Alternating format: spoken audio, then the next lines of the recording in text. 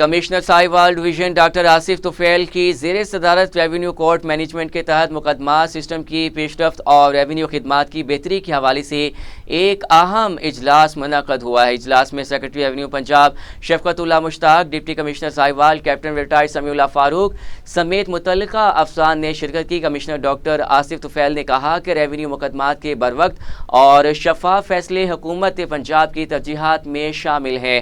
RCMS کے مؤثر استعمال سے انصاف کی فراہمی کے عمل میں مزید بہتری آئی ہے۔ انہوں نے ہدایت جاری کی کہ زیر التوا مقدمات کو مقررہ مدت میں نمٹانے، عوام کو ریلیف کی فراہمی یقینی بنانے اور ریونیو عدالتوں کی کارکردگی کو مزید بہتر بنانے کے لیے تمام دستیاب وسائل بروئے کار لائے جائیں گے۔ سیکرٹری ریونیو شفقت اللہ مشتاق نے ریونیو افسران کی کارکردگی کو سراہتے ہوئے کہا کہ جدید ٹیکنالوجی کے استعمال سے مقدمات کے اندراج اور نگرانی کا نظام مزید مؤثر ہوا ہے، جس سے عوامی اعتماد میں اضافہ ہوا ہے۔